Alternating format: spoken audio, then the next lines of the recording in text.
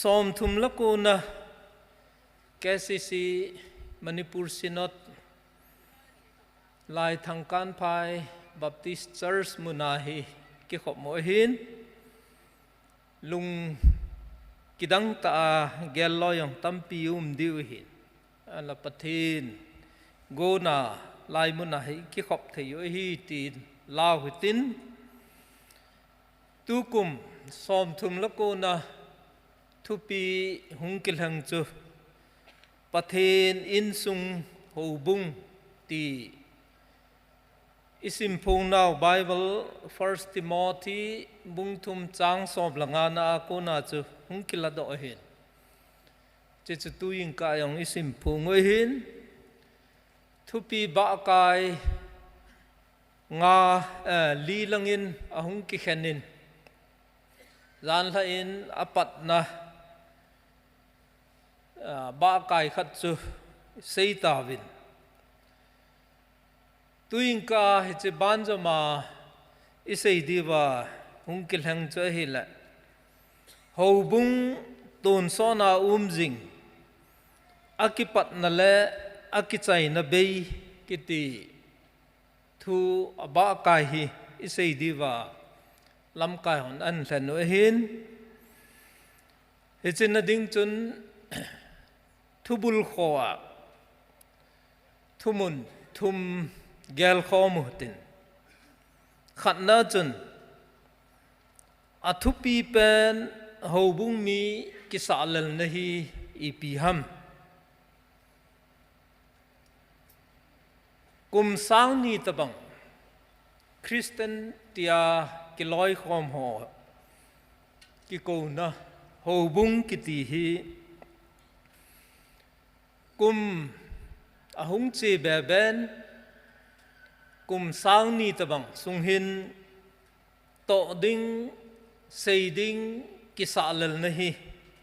atam che che in hidla athupi pen chale adang tampi jong la su mil thailo ding hobung mi kisalal na pi pen chi piam tila Paka Yesu sejoi mi sembe ding chutia chu wanoi pum pi mi jo se hi Paka Yesu sejuya sem do ding ti hi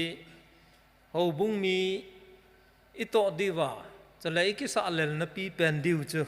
ai jenge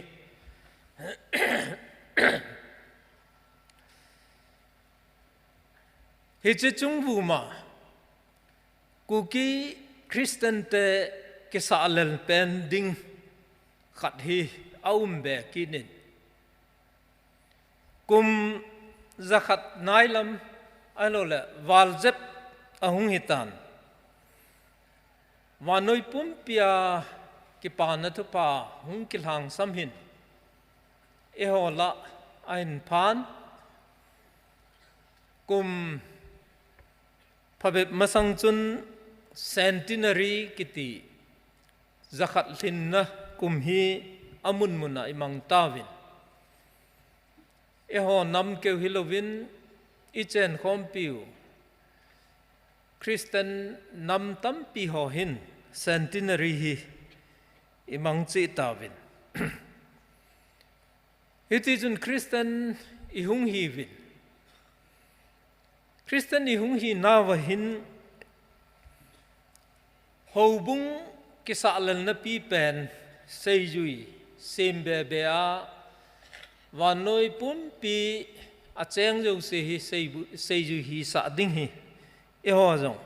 imo pu nau che hin he che chung hu ma ku ki Christian te kisalal na dinga kilom khat chu ipiham tila hobung dol thu hi het to a chale he che hobung pathe din sung dola hi iki hei tu diu hi ku ki Christian te dinga thil kho khat chu จะเซยจุยเซมเบนะจุงจูนาอีกิสาลลปีดิวทุมุนขัดจูอหุงหิตันอาเจจูเอโฮก็มากิปานะทุปาหินโปโหลอยเฮก็ฮีวัมติละหุมลำกำมีหอฮีวินเจลหุมลำกำมีหอฮีอากิเข็นเตลซาอลอยลอยาหูบุงจูมจูมากิเข็นเตลโฮอาหุงวินกิปานะทุปาเอปินาวจุงวูมาหินอามาหอฮีนะกิลอยคอมนะจูมจูมจงฮีเอดาลาติวินเอจนตุเนียฮีวิลละกูคิดแต่ละหูบุงมินากิลอยคอมนะฮีซิมจูโลวอุมตานอีกิเข็นเตลนะฮอมินฮอจิงยังฮีลุงอาจินจูยังตะโลฮิตบังขบมาจูกิเข็นเตลนะอินเนยูเอตันยาจูหูบุงดอลฮีอีตบังฮัมตีฮีกูกีคริสเตียนฮอดิงาอีกสัลเลลนาวปีเป็นขัดจงจูฮิดิงินอาดอตาเนตุยิงไกทุมุนุหูบุงตูนซอนาจิงอากิปัตนั่นแหละอากิใจนับเบยกิติเซยนดิงาหินหูบุงดอลไบเบิลอากิมูมุนตัมปีนันตินฮิยองเละติโมธีเฮงากิเซยปิหูบุงปะเทนอินซุงกิติตุยิงกายซิมดอนาวมุนนะหินปันสาวหิตินจะอากุนจุนอติลบุลาจิงปะเทนอินซุงกิเข็นเทโลฮีอิมูดอวาจุดติงละเอโฮปูเลปานำขันคูกิเข็นเทโลตัวหินอิสุตัววาจุดติงละปีเลปูเตอันกิจินสะจีกูทูอาขังไอเนยูเฮจิตหินสุยตุเทียฮีดานจะละหูบุงฮิลจิตนามันเทียฮีดานอีฮอลโดดิวจุดเองแหละหูบุงฮีเบติเนโลอฮีดานทัวฮีอีคุมขาดีวาอีไงตูดีวินอันเกลุฮิเตจนมาสเปนเตอิน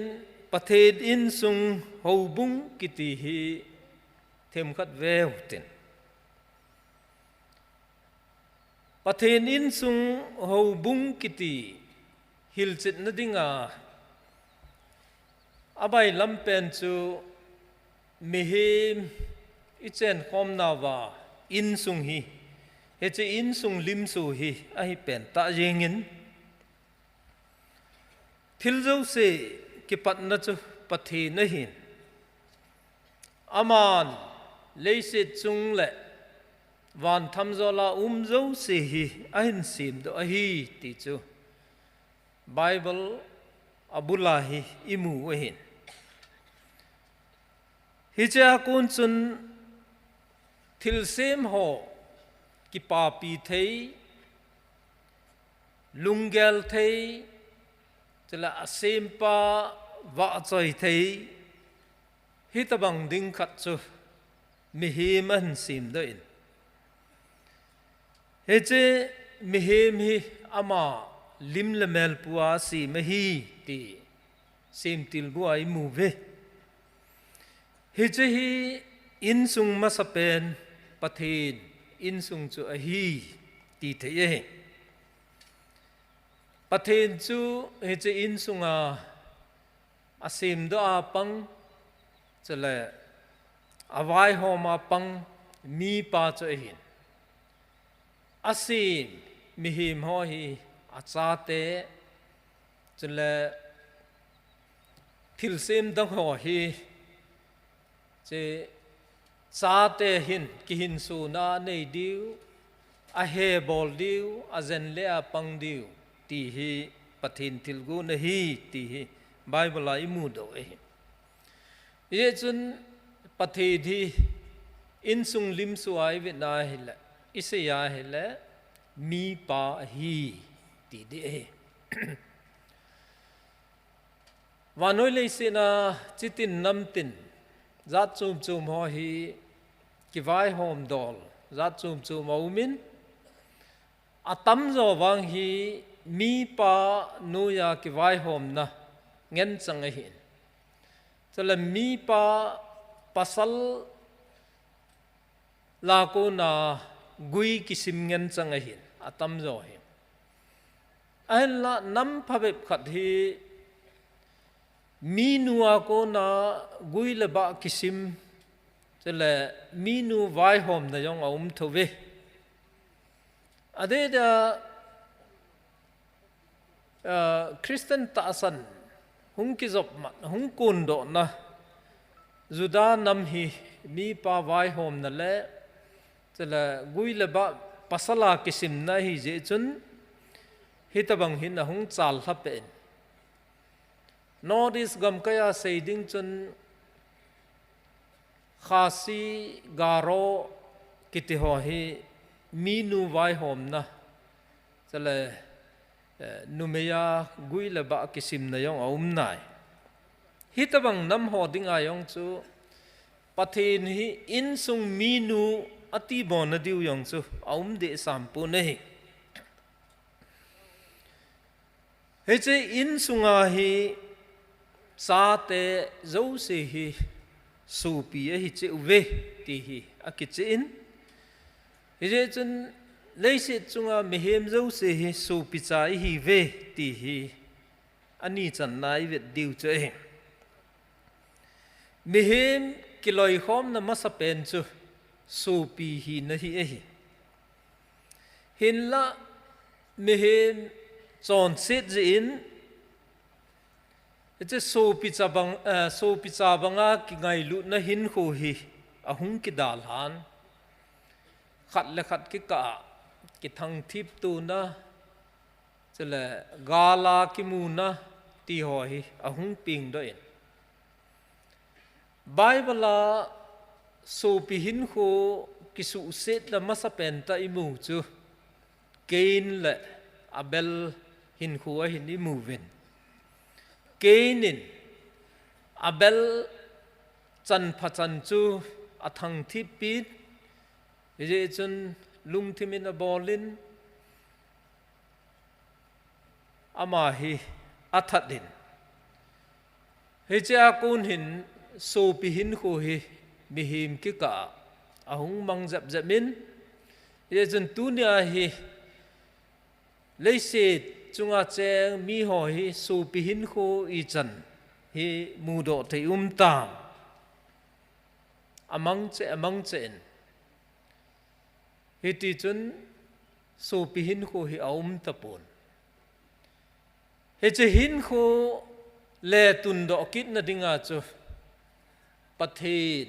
mi him hung swa pakai Jesu chun he che hin khu hi ahung tha hil ki na hitia hi ihin khom diu hi tia ahung se ama ta injong ahil ke hulwa he che hin khu chu mu thei dinga ahung tho do hin hi ja chu pakai Jesu nung zui ma sa ho loi chu Antioch khuwa chun Christian tin mi hon a hin min vovin ahin la Christian sanga he che khanga aha manza o min chu ipiham tila min a het na chu ipiham tila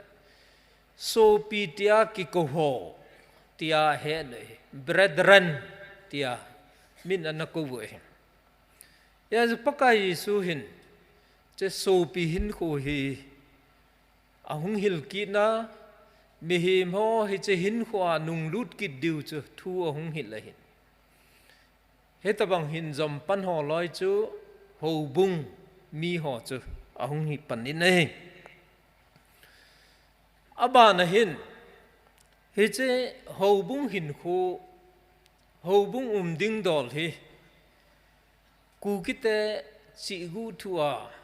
head do ding chela sui tu ding hi jong hi tuing ka igel diu thumun khat jong cho ai ki nen pathen in sung ki ke len ki ti hi Israel te khang chun ama hon nam khan khuin anakita langin anam pum piu chu ka hal tin anaki he in isu chu ei pawa ki le na hin khopi tin akilein van noya chitin nam tin hinga pakai su tuhil chale hichimasang pa pathidin ana deijing su pi hin kho hi saphunga theina dinga Israel nammi te hi khopia na ki ko do hi vin he chitabang banga chu tu khanga e ho nam khan khu yo hi vela han ku ki te de hi pan mun len ta nei hi da no ki mu do in e ho jong hi Israel te khopia ki kan khom bang wa chu aki kan khom sa ki kan khom na gui dat ta nei sai hi vin iki kan khom naw gui thau ta ni chui pem tila u pa le naw pa a hi ki khen thei lawa abula pana tu ni ge ya hi iki kan khom ai chule ani chan na khau gui iki kan khom naw thau ta che hi la tu pa tu le be nu pa tu cha nu lam sangul kiti khau gui khat ma hin ki khen thei lawai kan gom ki nei hin khosung khat chu e che ki kan khom na kul sunga koi ma cha wal to thei lawa kho cheng hi vi nei ya chu Israel te khopia aki kan khom wa pathen thu wanoi chitin nam tin henga asap phung diu ngan se hi bangwa hi e ho jong hi ngan se na e ki nei na hi ki che ta umahi ti chu imudo vinai adea hobung dol hi pilapu kitchen sa chi gu thua hi pansana het chet theina inei ki nu vinai pilapu kitchen sa chi gu thu itiu chi gu kiti hi philosophy English thu changkhu Bible la hi hitia hi kile hin chi gu tia eho pilapu kitchen sa chi gu thu chu ipiham tila pathen thilzo se sempa khat aumin thilzo se hi ama se mahi ti hi dat taina ta sanwin heche asempa pathen hi to kilha kang lowa aphatina kivoma cheng khom ka hi ti het na in thil sem zo se la thalheng sagi la khomovin he cho hi akan khomovin ain chewa apo nuyong la alu nuyong la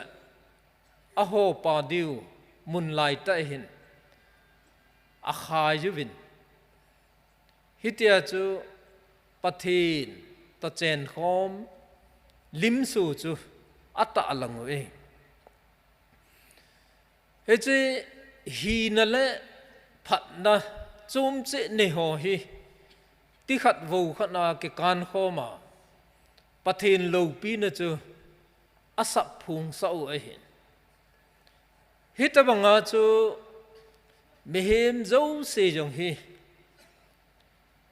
so pi cha banga hin khom ding pathin hi na lâu pi này sập phung khom để hi thì hi hầu bung đinh đỏ là hiển hết chỉ thu cụ hi họ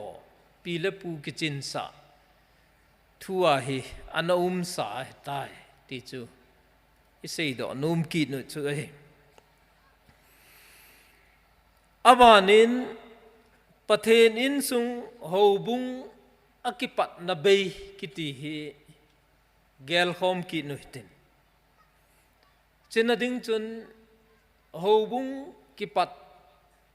thu hi hầu bung lam kai ma sa ho hin chila Bible thu thep na sang ho hin kinil na tampi yang au min chila lunggel chum tampi yang au min nei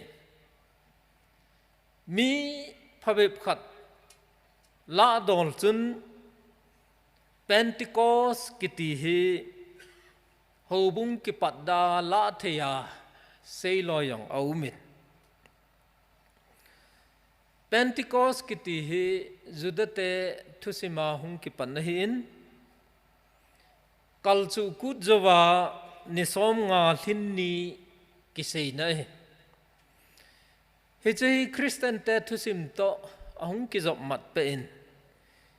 pakai Jesu thi zo nisom nga thinni in ahung ki mangkinin hi chini khuwa hi anakitep sabanga thagau thing chu hung ki bung la Jerusalem khopia hung ki khom muntina ko na hung khom ho chun pakai Jesu nungzui masaho Galilee gammi phabep hon asap phugu pathen thu chu ama hung kun do na gam kai pau che a cha ki za oi he che chu lagau thing hung ki bu tha je a chu he che tha han na ku na chu he che ki za mat tu na chu do thei hi hi je chun hi che hi ho bung ki pat ni khu hi ti a la thei ya sei do loi chu au me hin la phatecha izuya ikhul chet be a hi la he chin ni khu hi ho bung ki pat di khuwa sei sanga ho bung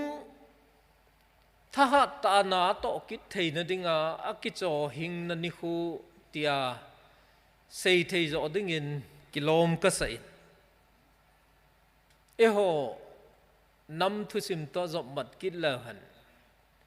kum phabep sunga gal na sata ido sungu chun ku ki in pi akicho hing tai tin sanghat zako som ko lathum kum chun anaki phung da na hela chan ham khanin nam ki hin su na in inei thei ki novin ichito te thei hoi chu hi yong la he chi lim su don chun dan chun ki la hen lang la akitu na zo deham ti hi kata sanin he chi Pentecost ni huwa gam chuma ko na hung ho adea Hebrew pau ailo la Aramaic pau hetalo Judami tam ta in pathen thu kilang sam ama gam kai pau cha kiza pa he pathen chale lagau thing na to che hin kidang ta hi an la tu khanga yong he che thil kidang hi su the hi ti yong hi ita san divin ka ti muvin ade den tu khang hin Bible tugil sim namun ho yong hin he chilama lunglut na hi ahung sang tan pathen thugil hi sim hi ei pawa sim thei ding atu hi ei pawa za thei ding ngai tu na hi na sata in kumphabe masanga ko nin ahum panin hi chen tu nia i sei phungu ho bung dol e ho nam khan khwa het chet ding i tiu yong hi pathen thu kilang sam e ho pawa i za ding i ngai tu naw chula za jong i za panu ai tai ti ai la di we hi he che hi Pentecost nia thil su ban zoma ilawa aban zoma su jing hi tia ila di win ka ti mu win hi hitabang chun Pentecost nia ho bung ki pan hi tia samphung ho ha se ho la kun hin ho bung min jeng jong hi Pentecost ki ti min hi zau sa ding ngai tu na ahung min ye chun Pentecostal ho bung ki ti ki min vo jong ahung do in mi him tam pi yong hi che la hin ahung pangin na to len ta yong atong do win sei phat a chan naw yong au min he che Pentecostal ho bung na to hung ma chal na min pha thei pha be bau min Charles Parham kitipa yang hi aput do loi la khat hin William J Seymour ti yong hin chela numei khat Agnes Osman kiti hi cheng thum hi min pha thei ding in au men ama ho loi makai na in he chi ho bung he chi kiloi khom na yong hi nasatin ahung machalin hi ama ho din mun pi pen ta chei piham tila Pentecost nia sagau thing ahung ki bu la nasata mehem te la na ato banga hi tu khanga wanoi leisit nam chum ho la pathin thu thang sap dai sagau thing pan angai je ti hi din mun thu pi pen ta hi adang dang tam pi ang om nan ahin la phat ahung chi nei la e chi kiloi khom na sunga hin chon dan ding khau ta ahung ki gol da in mi he min bai lama ga zui jo lo ding chon dan tam pi ahung ping doi nei la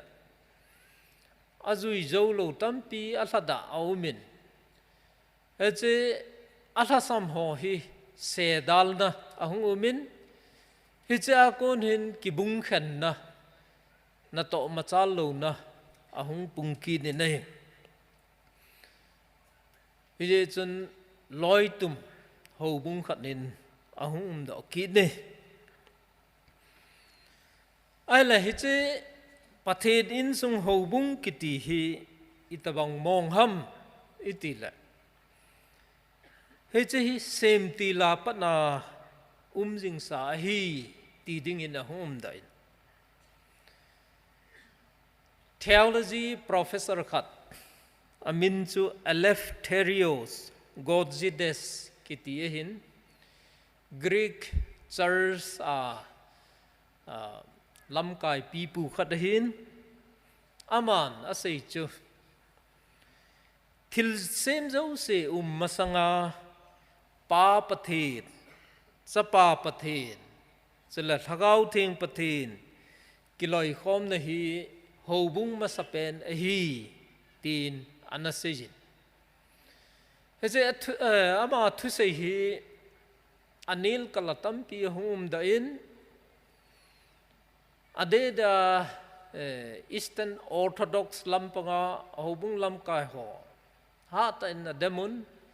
chela kiloi khom na dang hobung lam kai hon a demon he che Trinity kiti thum chu khat chu thum tia ki hen na pa hi hobung to hin seimat the hiding hinam chi sang hin paka Yesu ta sa hi Bible to hil dungzu yin jong hobung hiding in a kisajin is it chun is it Trinity to hobung kisai mat he di punte tia nil kala tampi chu ahung do in ecclesiology kiti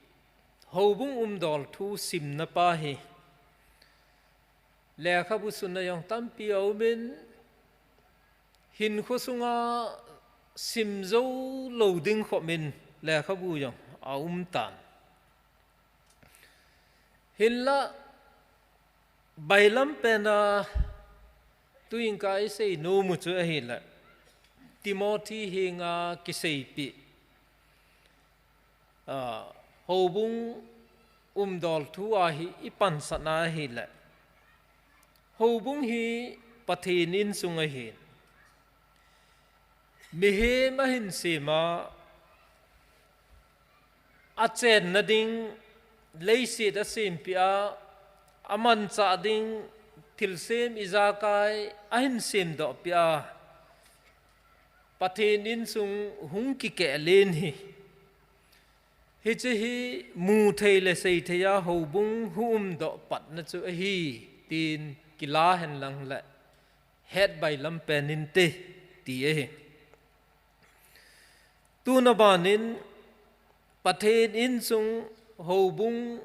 akichai na bei kiti thu dol hi them khat ve ki nu tin thilsem zo se hin kichai phat anei che ti hi I had diu ta san omin Bible to hil Christian ta san thong pi chu ipiham tila Cretio ex nihilo Latin pawa kisei thugul hi hin hisu pi sei dam tila I ma lo ko na pathen thu sa thil hung kisim do ti na e hi je chun thilsem ho hi akipat na ti na hin akipat na a hi le akichai na te ding a hi ti na jong a hi kinin thilsem chung chang thu hi isei gut le phat dol to hin sei mat te angai kinin ho dang a hin ade de a solam gam kaya ping do ho hin phat sim dol hi zat chum be in a heaven to Bible a ki sei judate thusima ko na hung ki lung tha phat het dol to hin akitu pun eche thumla solam gam ko la ping do ho hon phat a het dol hi akikulin hita kizi ikul tabang he zero ai lo la o tabang ko he akipat na lo akichai na lo ita he che a ki pe jinga ko he no he hinla Judai chela thumlam gam ma ko na thilhet dol hin phat hi akipat na umin akichai na ding a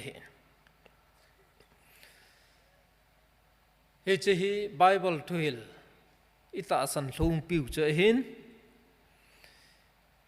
mihem ta sa hin kho jeng jong hi kichai ding a phat nei a hi ti hi Bible ai mu hin mihem ten pathen thu apal ke ja leisi na thi na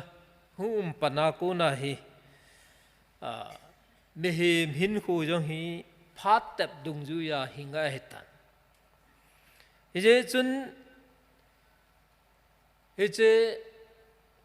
mihem hin khu hi eho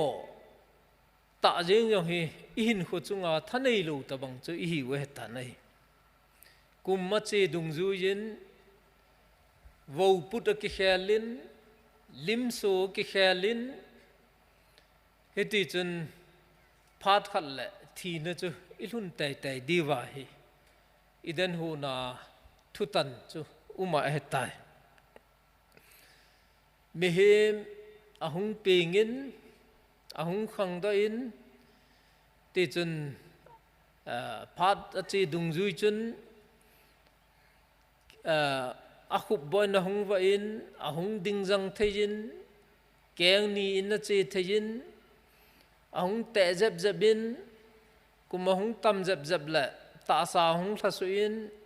keng ni in nan bộ dâu lâu tên là keng thum hung ngài in tiếng gol tiếng là hung bung in tuy cái lâu và tổ họ là hi cùng zakat pha lâu đi hin cùng som cố pha yong lâu đi hin họ là cùng som cố phát đình hi làm cái pu doctor tilun kim tay lâu hi adang điu cái tạ san pun som ge thì pha bệp phát đi ven som sagi đôi làm hi thêm khát kít điu ta chu cũng mất chế dung duy in khu chu phát khát là cái trái đỉnh thì hi tép sa hin chỉ chung ai có mà trả thân này lâu vậy ta vô trong lim put trong cái khe linh cũng nu mày chu cũng som thum ông val som li lang an pha tên là cái xem nó thấy izat mang rong lệ akum cho tụ tang dâu lỗi tại pathin thil se mà lim chu cái tệ gì ngay cái hồi sao với dòng là hình thầy lỗi tại pasal dòng chút tìm mà ita sát chung vậy thân này lâu đàn chứ cái lăng đó hệ hiện giờ mình hiểm hin khu hi cái tol là phát khát lệ ít tụ dâu lâu đứa ít thì tài điệu hi thì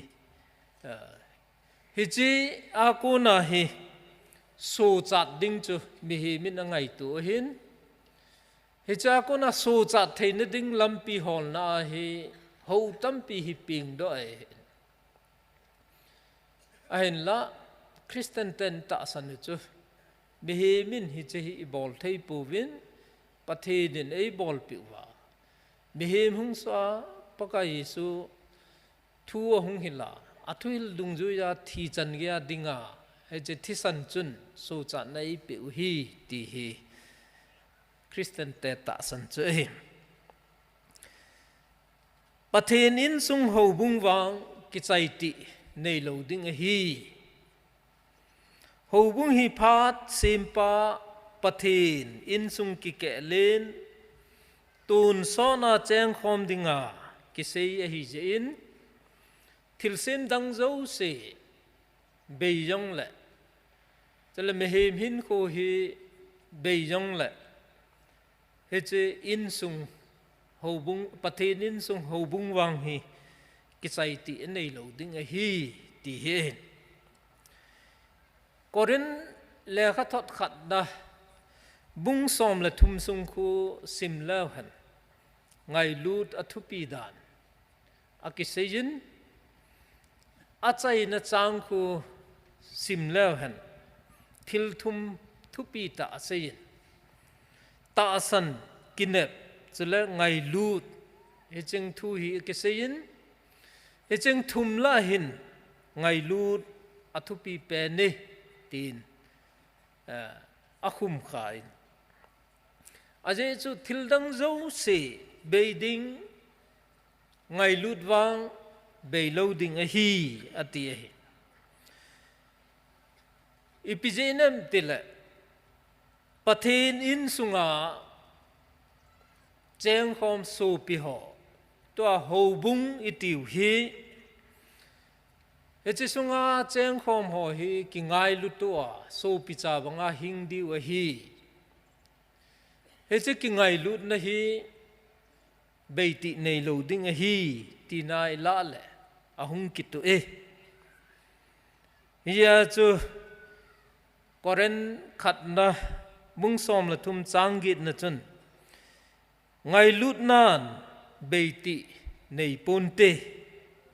ti a ki se hin he che pathenin sung ho bung mi ho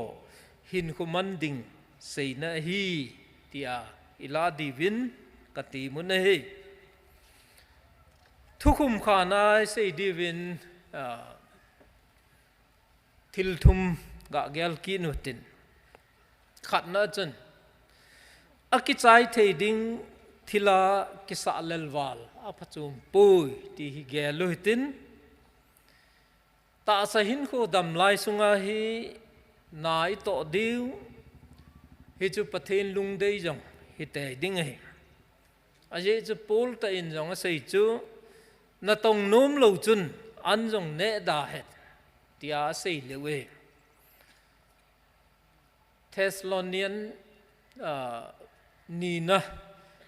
mung thum chang som na chu ve lew hen na tong nom lo chun an jong ne da hen ati jing hi pathen thil sem ho hi mihem te dinga ki hin su na ding ning thing se na pathen na sim gun chu ta na tong ho chun ne le don hi hen lang sil le chen jong la ning thing se na akimu tai ding che hi hin la e cha ho zo se hi phat chom cha hin kho sunga dinga bo ki si me ta sa thi zo ting la nei la nga tam pi ho chu pan na be ta bang hi hi ja chu the khen ding kho ta chu piam ti la kum pha be khat sunga hin kho no man na ding ning thinga chen na dinga nei pap alam lova nei logo khol kite ho zo se hi phat chai lep ka hi la tun so na hin kho man na ding asu mo ding hi kha hi la ikilhen khil diu hi ti hi tuing ka igel diu thupi at thum khana khat na chu hin aba na chun ani na chun hobung mi hi ta sa thisan pu ngen chang kiloi khom hi ve ti yong hi isu mil lo diu hen hi yong le ta sa thisan pu kiloi khom hi jong le hen ahung thung ding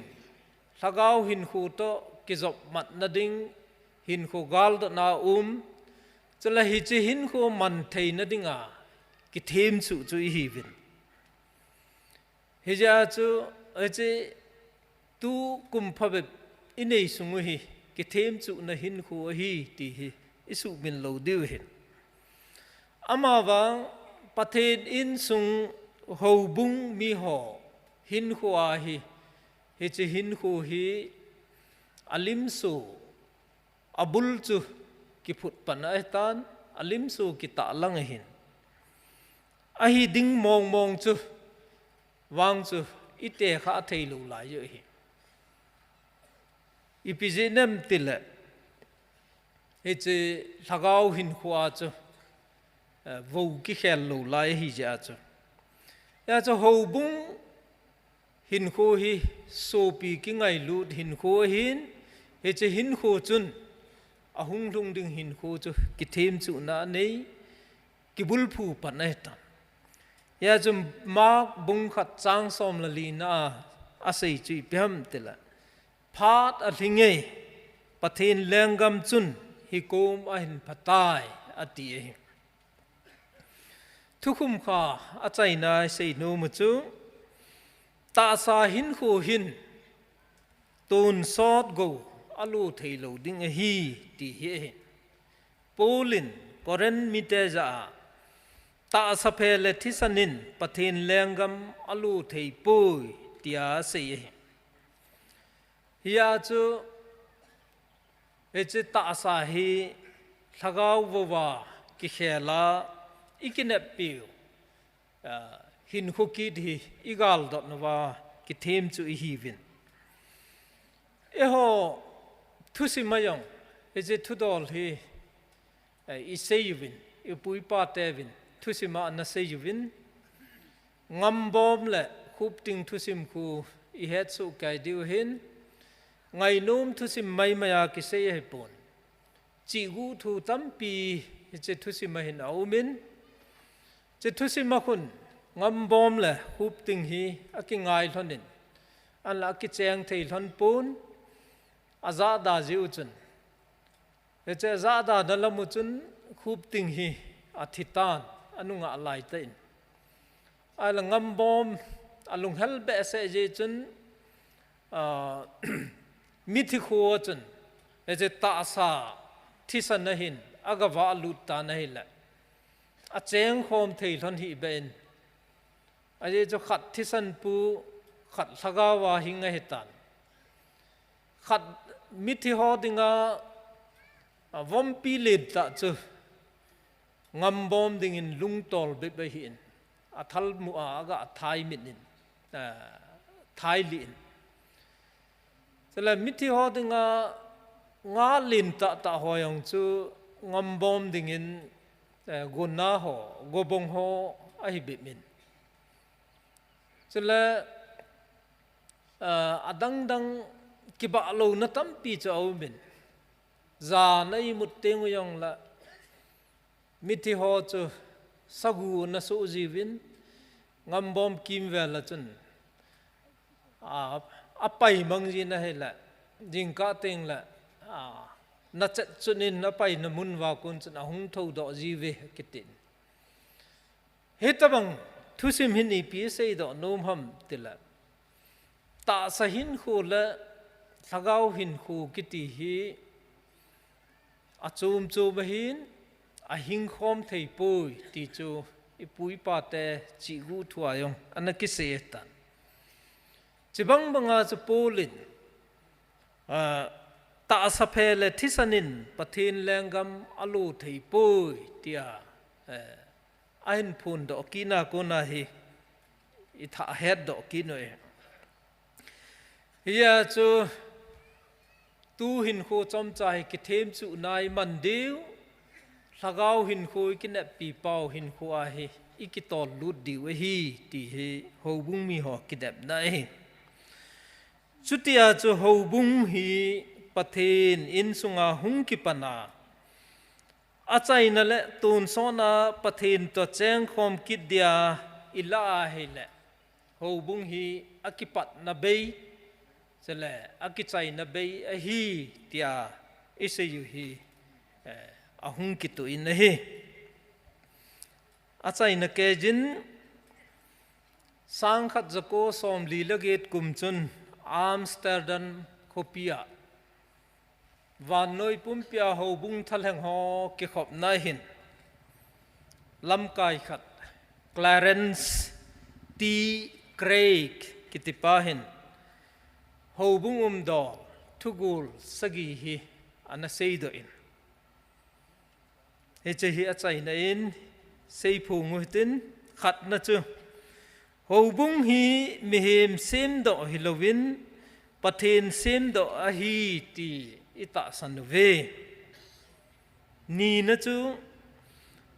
หูบุงมีหอหูหิงจันฮีเยซูคริสต์อาปะเทนนัตโตอาฮีทุมนะจูสกาวเทงปันเจอาหูบุงฮีมินอาเฮดดอเทอาฮีลีนะจูหูบุงมีหอฮีหินขุเทงอาปะเทนหูคอมเดียกิจูมขันฮีเวงานนะจูหูบุงมีหอฮีอาจอนเซตกิงไงดำมีหอฮีวินจุเลปะเทนแรงกำโลดิ้งจงฮีเวกุบนะจูหูบุงมีหอทักเอาทิลเปจูมจูมกิเปียอัตโตดิวอัตโตโจนดีวาปะเทนินอากูนะฮีสกีนะจูหูบุงกิติฮีอาฮีนมองาขัดอาฮีเจงเงตุยิงกายหูลิมนาวจันจุนเงาตินอิเซนาวาพาอมและปะเทนินปะเทบุปิตาเห็นเก็บไป